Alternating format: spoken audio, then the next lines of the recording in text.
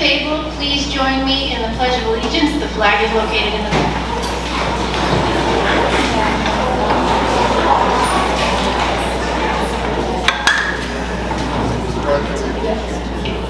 Pledge allegiance to the flag of the United States of America and to the republic for which it stands, one nation, under God, indivisible, with liberty and justice for all.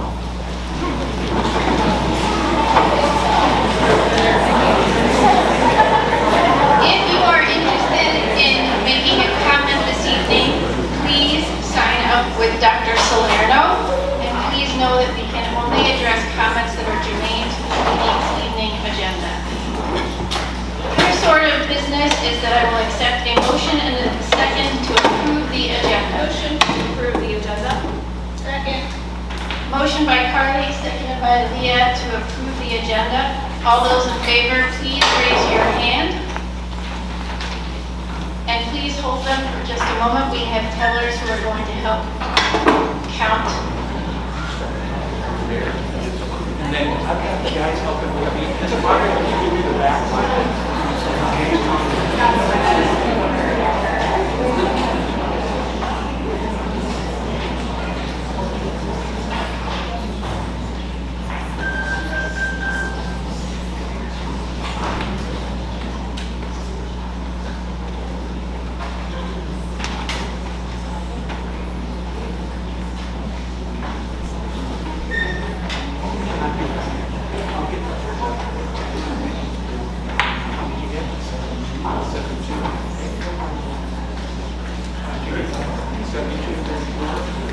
Okay, you put your hands down. All those opposed, please raise your hand.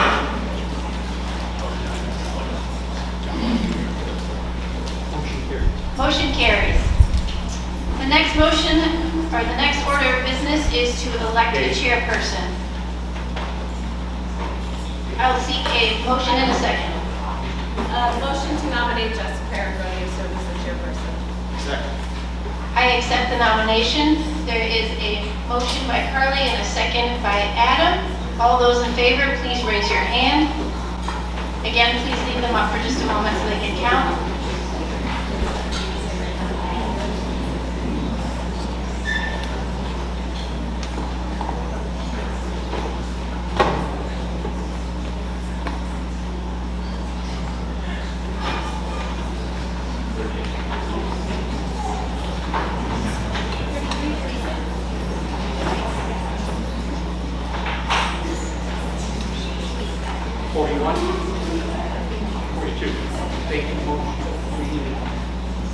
Motion carries. You may put your hands down.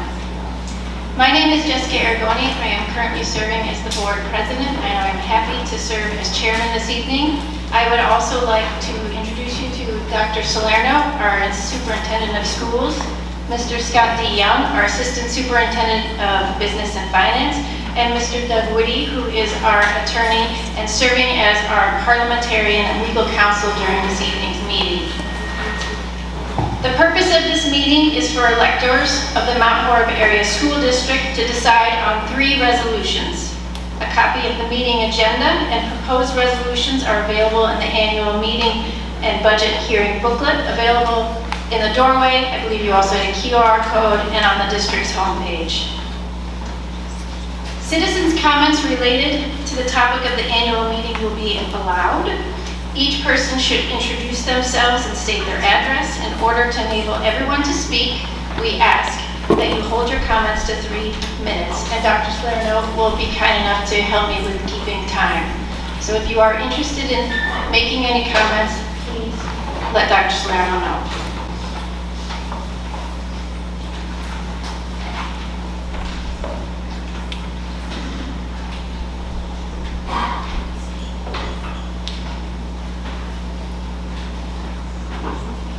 Are there any comments? I don't see anyone signed up yet. Okay, then I will turn this over to Mr. Joe Craven, who will be giving our treasurer's report. Thank you, Jessica. So what I'll be sharing tonight is mostly on page 11 of the annual booklet here. A number of items that we look at in terms of the financial health of our school district, namely budgetary management, state and federal regulations, meeting all the reporting requirements, everything like that. Included in this list is our fund balance, our general fund balance, if you will, as of June 30th.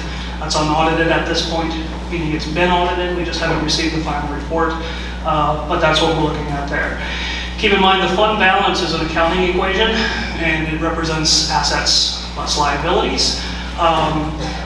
Within assets, it would include things like cash and receivables, so money that's been that is expected to come into the school district that we have not received yet.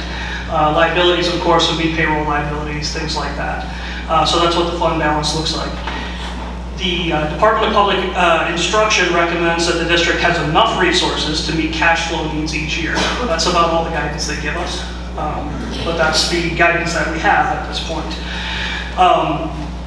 It's really, really important because the funding that comes in to the school comes in at various times throughout the school year. It doesn't necessarily match up with the outflows that we have. Outflows are kind of on a straight line basis, and the cash flows ebb and flow according to tax receipts and all those kinds of things. So maintaining an appropriate fund balance is really important. In addition, maintaining an appropriate fund balance allows us to, when we go to the debt markets, to secure better rates or better deals on the debt, as long as we can show that we're in a healthy position. This year, our unassigned fund balance ended at $7,176,450, or approximately 20.4% of expenditures. It's actually a reduction from last year in terms of a percent of expenditures, down about 2.1%. In addition, you'll notice that there is a $290,000 unassigned fund balance that has to do with the fact that we purchased 2 school buses, which took us almost 2 years to get, I believe, and they were still outstanding at the end of the year. So I'm happy to report we've actually received the buses. So all of your kids can make it to school. So that's what you're seeing there as we look at it. The 20.4% as a percentage of fund expenditures is a good solid number for when we go to bond markets and things like that, if that's something that we need to do. So every summer, the school, of course, has an independent audit done. That has been completed this year.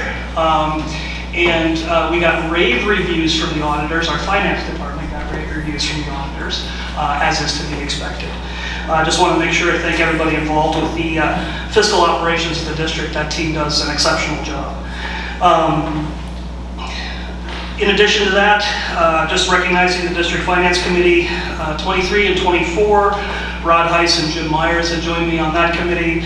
And then this year, Carly Fisher and Adam Mertz have also joined me on that committee, so very thankful for their time. At this point, I'm going to turn it over to Scott DeYoung, and he's going to explain a little bit about Fund 73. Thanks, Joel. Thanks again, everybody, for being here this evening. People in the back of the room, can you hear me okay? Fantastic. So at the bottom of page 11, you'll see our Fund 73, what we call our Post-Employment Benefit Trust. And back in 2017, 2018, the Board of Education at that time allowed the district to create what we call a Fund 73 Trust. Essentially what it does, it allows our district to recognize that we want to put money aside each and every year within our budget to be able to fund post-employment benefits for retirees. So when people that qualify for retirement benefits with the district, we can draw on that Fund 73 Trust as needed to make sure that we can fund all of those retirement benefits that they're collecting. So one of the responsibilities of the annual meeting is to provide this information at the bottom of page 11, and that's what I'll read right now. So this is information as of June 30th, 2024. The first one is our current trust balance is $1,992,504.35. The second line says that our investment return since the last annual meeting a year ago is $49,639.17. The total disbursements made since the last annual meeting was $432,900. $997.64. And lastly, line number 4, total revenue received since the last annual meeting, $677,634.32. I appreciate you following along with me as I read through these details, and this concludes the treasurer's report. Thank you.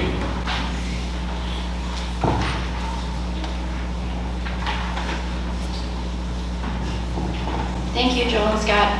I would like to now read a brief statement about who all is eligible to vote this evening. To be eligible to vote at tonight's annual meeting, a person must be at least 18 years old, a resident of the Mount Horeb Area School District, and must have lived in the district for at least 28 days. So as I said, we have 3 resolutions to address this evening. I will take each resolution separately. First, I will call for a motion and a second on each resolution. Then there will be an opportunity for discussion. We will ask those who wish to speak regarding the resolution to please raise your hand to speak, and I will call on you to step up to the microphone in the front. Again, each person should please introduce themselves and state their address. In order to enable everyone to speak, we ask that you hold your comments to 3 minutes. After the discussion, we will accept a motion to call for the question, and residents will vote with a show of hands, and our tellers will again help us count. The first resolution, number 1, is related to board member salaries. The resolution states, resolved that the salaries of board members of the Mount Horeb Area School District be set at the following amounts for the school term 2024-2025 for $3,250. Is there a second, and a motion and a second? So moved. Cody Lundquist, 808 South First Street. Second, Paul Christensen, 303 Bellevue Drive. A motion by Cody and a second by Paul. Is there any further discussion? Betsy Bagota, 520 Nordic Trail. What is their salary now? It is the same. Same. Thank you. Any other discussion? All those in favor, please indicate aye by raising your hand.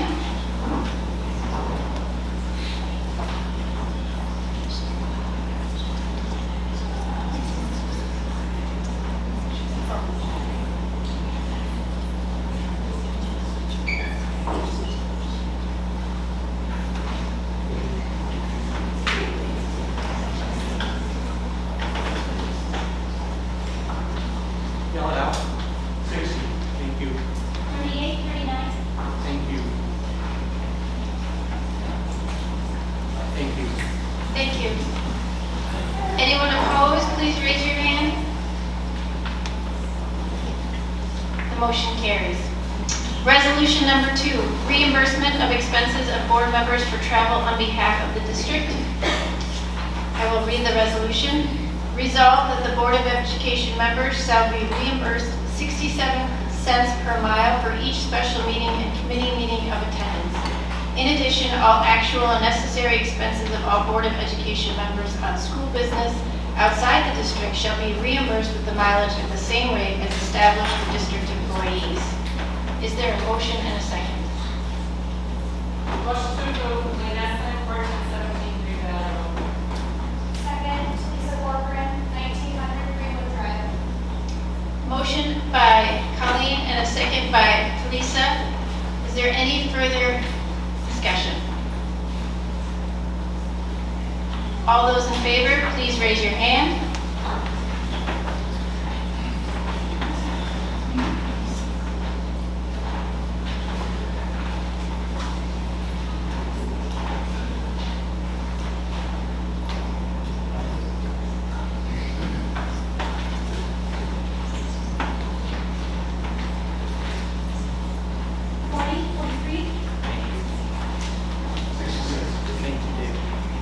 You may put your hands down. Anyone opposed? The motion carries.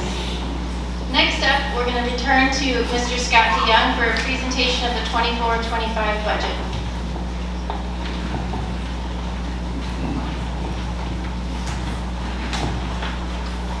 Thank you. So as noted, it's my opportunity to share some highlights of the budget for the upcoming school year. As Joel Craven, our board treasurer, noted just a few moments ago, we have an annual audit that takes place every summer, and that's important. School districts across the state are doing those as we speak. We try to get those done in the middle of July simply to prepare for the annual meeting. So some of the data that you'll see in the booklet says unaudited, and as Joel shared a minute ago, it's simply because we haven't officially received our audit report yet, but the numbers have been reviewed. So just a couple of things. First, I want to thank all of the staff and the Board of Education that's involved each and every year on the creation of the budget.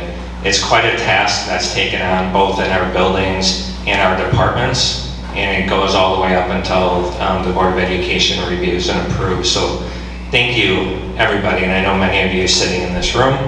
If you're employees in any way, shape, or form, you've given a positive impact on the creation of this. Also want to thank the community, all of those of you that are not employees but are here to support the district in any way that you can. Thank you.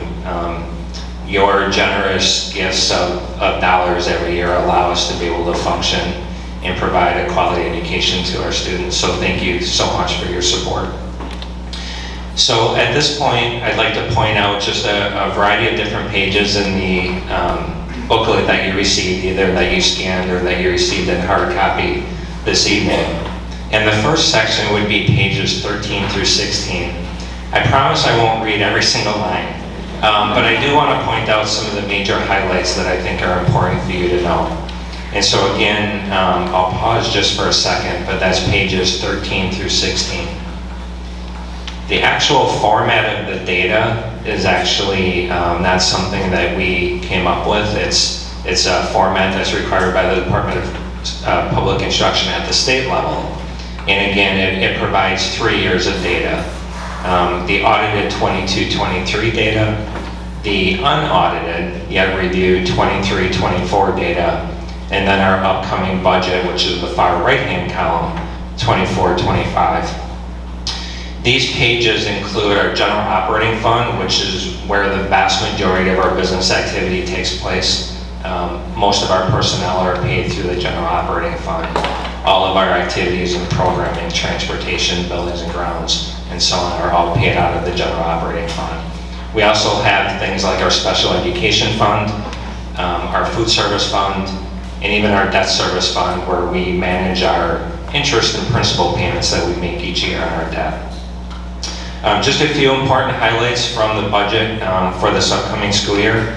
First, the Department of Public Instruction is statutorily obligated to provide an estimate to public schools across the state on the amount of money that they will provide us in state aid each and every year.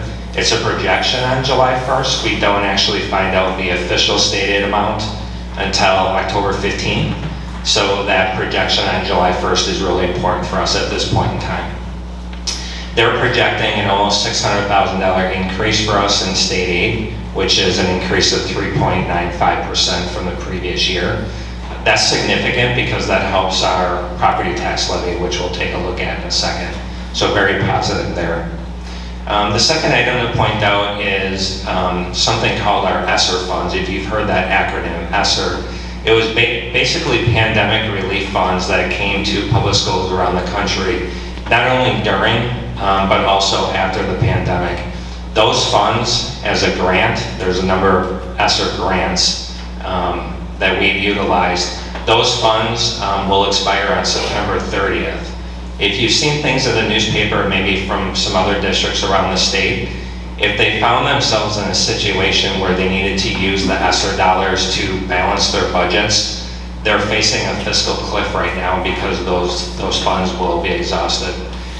We are very, very fortunate, this district and a number of other districts as well, were able to avoid that fiscal cliff by simply just not solely relying on those funds to balance our budgets the last couple of years.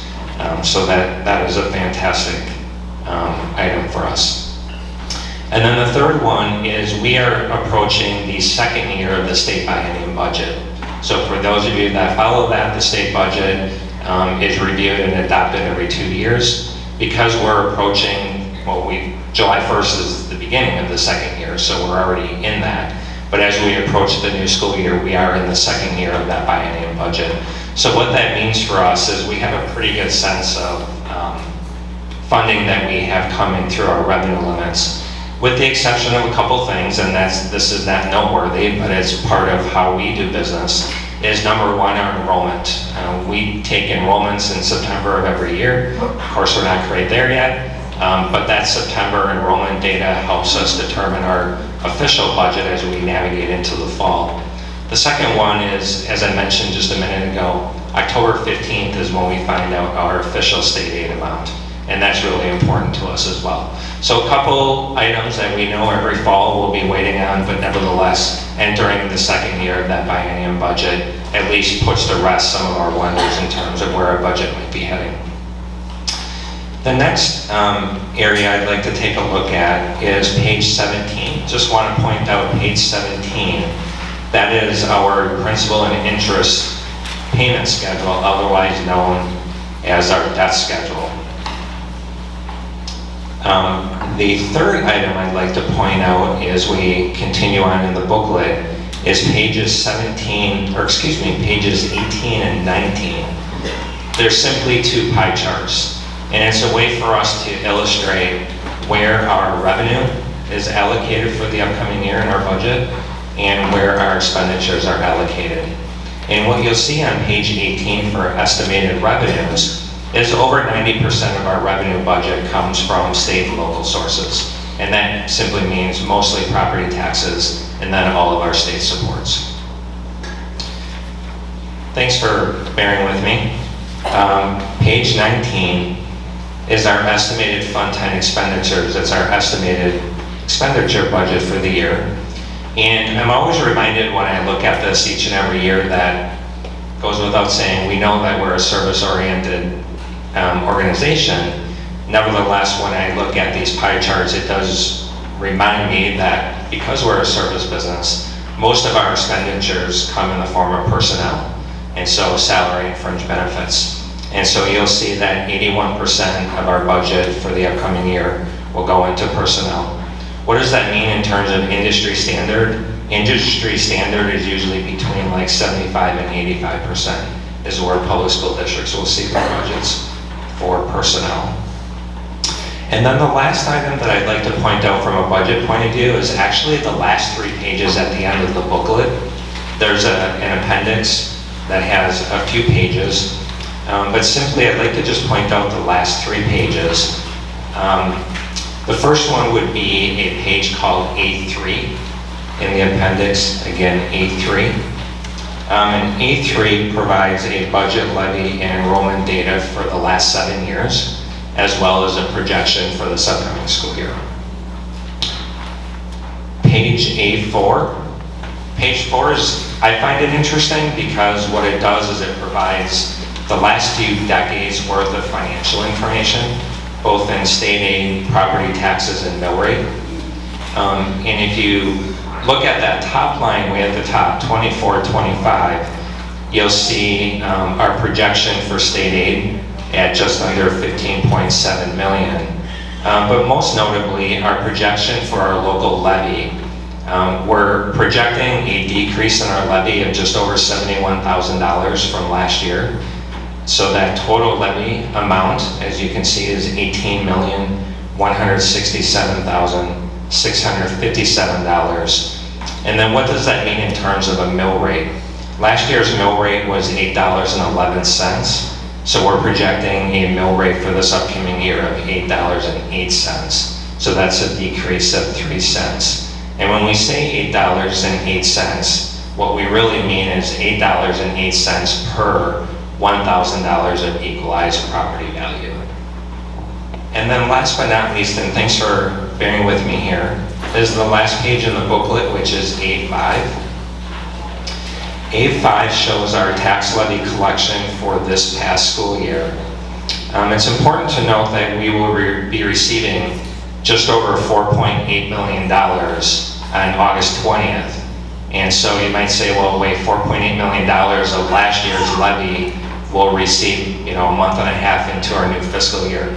And that's just the way the system works. We have to recognize that while our budget helps us balance our levy, from a cash flow perspective, we have to recognize that right now just over $4.8 million will be received in August.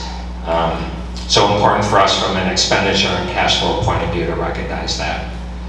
That's my conclusion of the budget report. I really, really appreciate your time following this with me.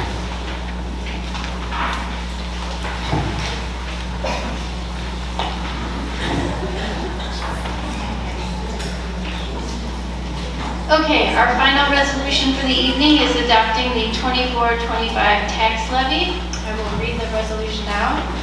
Resolved that the Mount Horeb Area School District levy the amount of $18,165,657 in taxes against the property of said district for the 24-25 school year. Is there a motion and a second?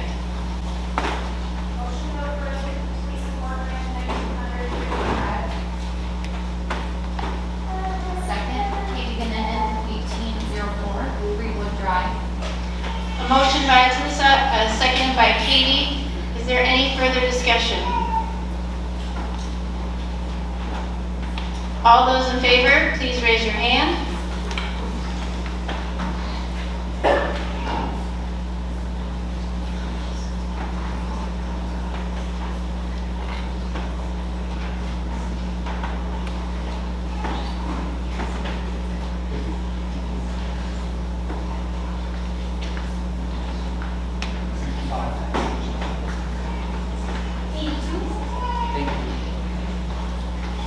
Motion carries. Oh, I'm sorry. Is there anyone opposed?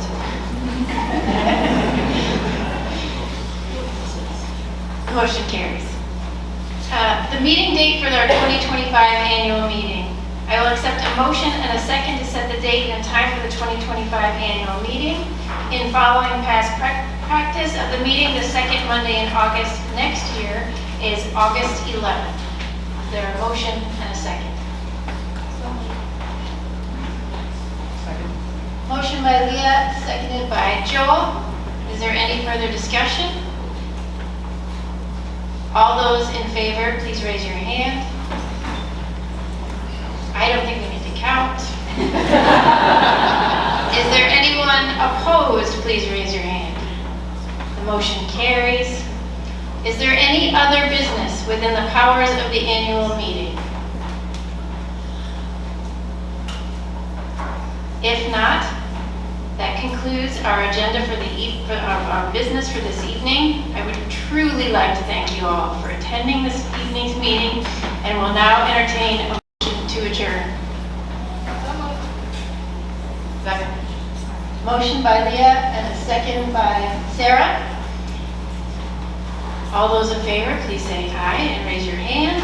Aye. Anyone opposed? Our meeting is adjourned. Thank you again.